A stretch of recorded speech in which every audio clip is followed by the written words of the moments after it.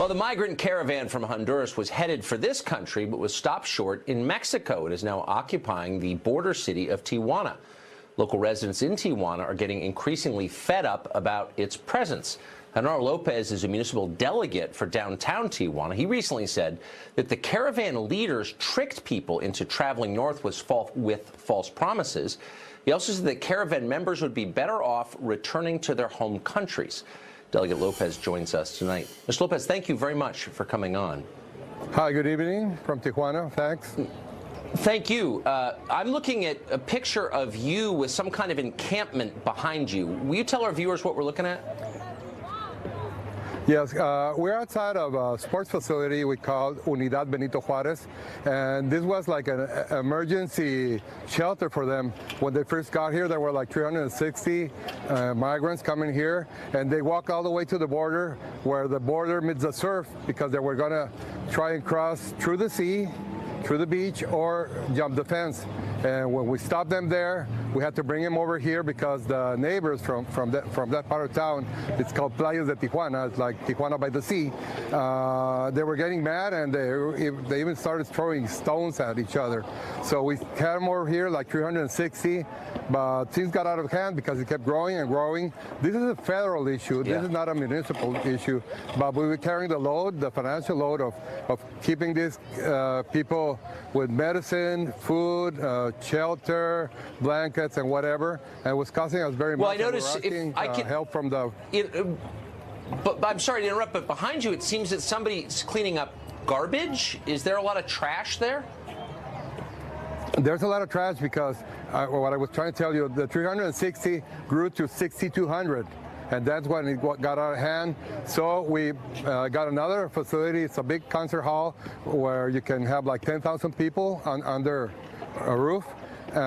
We send them over here, but it has to be voluntary because the people from Human Rights, they have their delegates here too, and they wanted to treat them too kindly. So the ones who didn't want to go are staying here. So there's like 1,500 people here.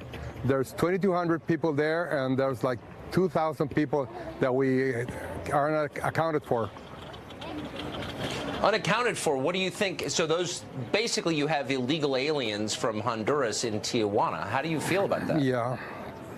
Well, I've heard that like the Border Patrol has been going up in detentions, like 100, 150 more detentions a day that they're used to.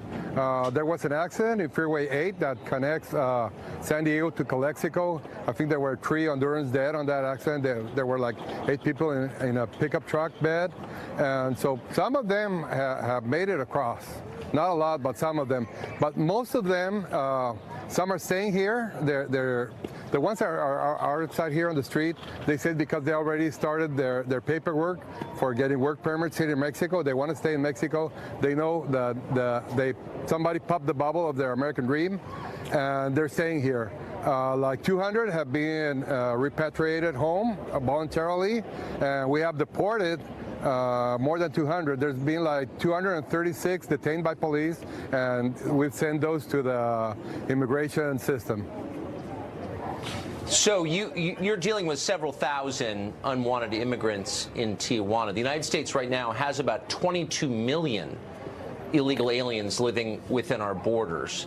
Can you understand, now that you're seeing this firsthand, the frustration of some Americans about that?